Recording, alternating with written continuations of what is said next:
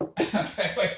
Okay, so the thing I was thinking, you have to go. You be on the couch and lean over like Lisa's over there, and then I'll come from behind the couch.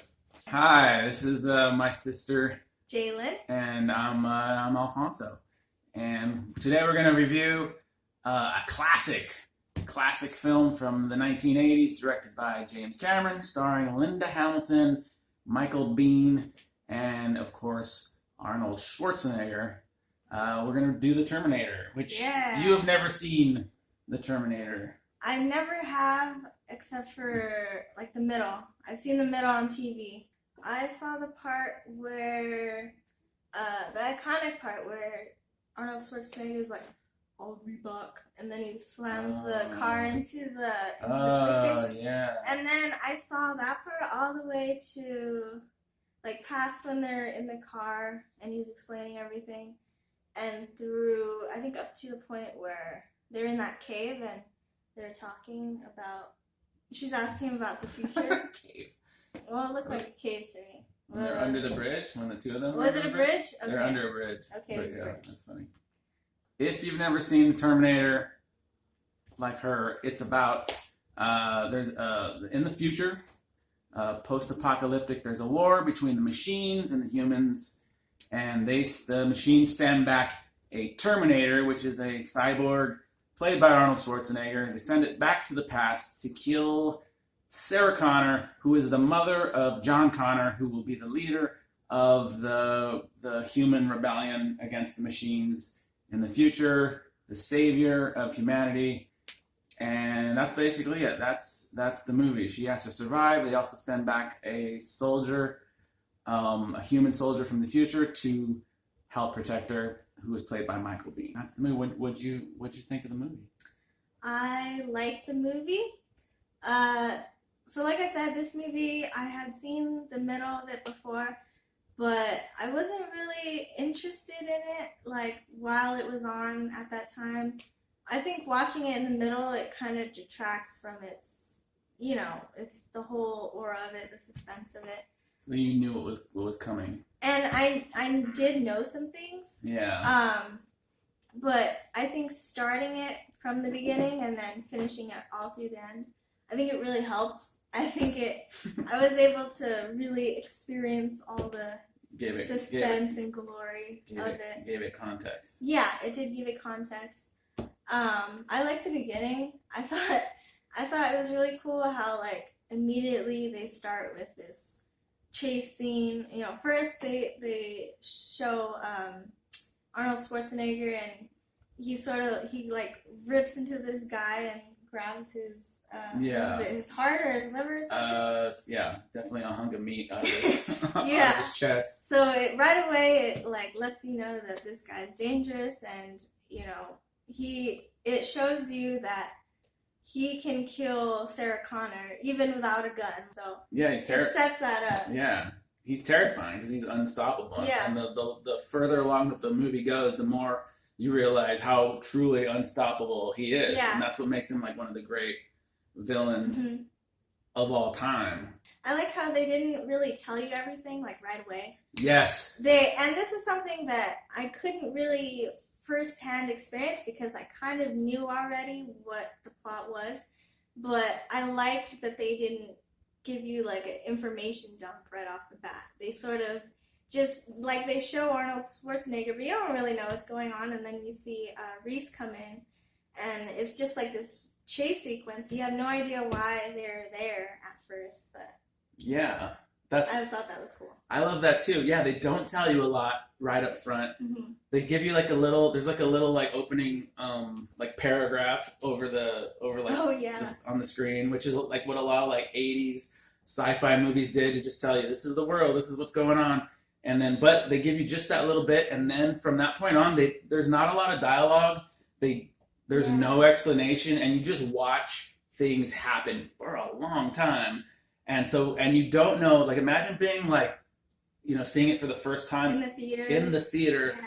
You don't know who the bad guy is. You don't know what they want. You don't know what's happening. You have no idea why they're after Sarah Connor. You don't even know. You don't know why they're killing different Sarah Connors. Right. It's not until it was 40 minutes in. I checked the time, before Kyle, Michael Bihn's character, who's there to protect her, he tells her 40 minutes in, there's a Terminator trying to kill you. Yeah. Like, we're 40 minutes into the movie, and then he starts to explain the plot of the movie. Up until that point, we're just like, whoa, what's happening? This thing is gonna kill her. We don't know why. Who's this guy? What's his deal? Yeah. And so, like, watching that for the first time, it must have been mind blowing. But Did you see it in the theater? No. No. I was too small, and also, yeah, that's not a movie that I would have been allowed to see. Oh. Yeah, I was not allowed to see, anything that's scary or violent. But yeah, I didn't see it till way late. Till like I was probably like your age when I saw it.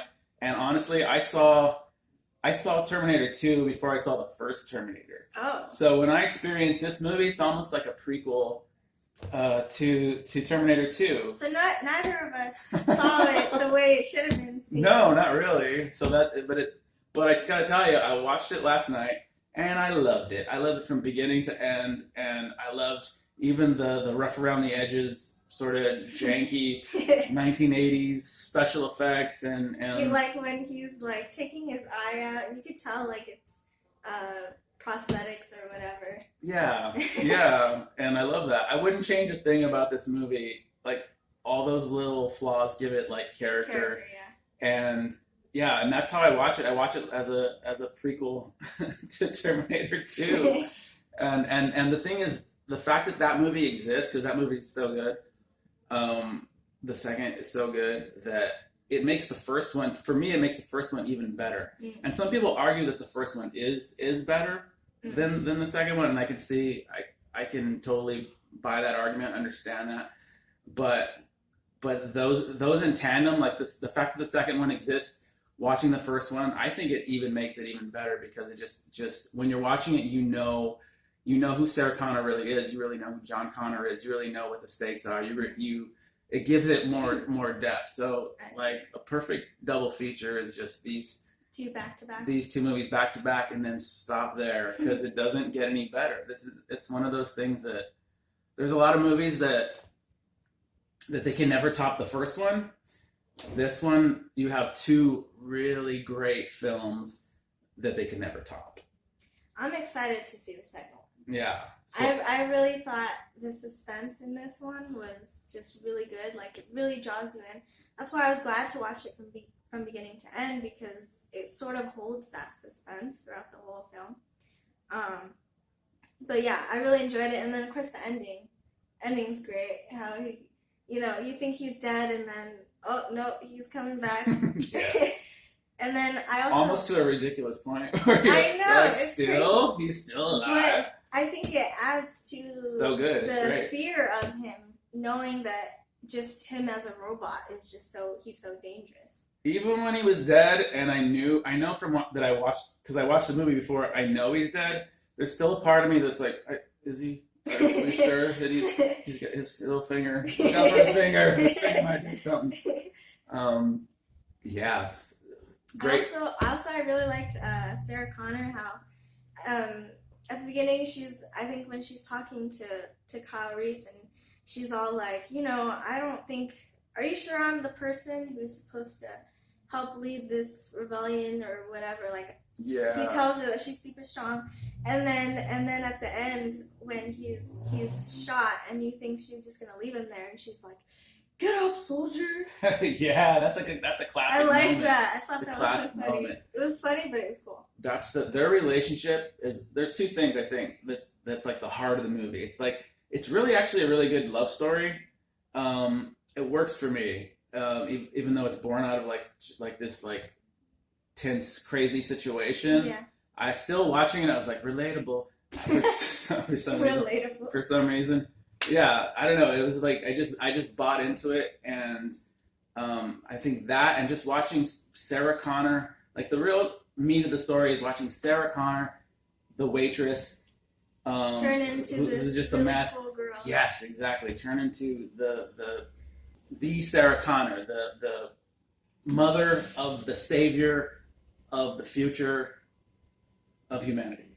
The mother of the future. She's the mother of the future. So yeah, I just classic, great movie, love it, beautiful. Awesome. I liked it. It was awesome. And that's it. Like, So this is the second episode of Relative Reviews. Like and subscribe if you enjoyed, and we'll see you next time. Reese, we did it. We killed the Terminator.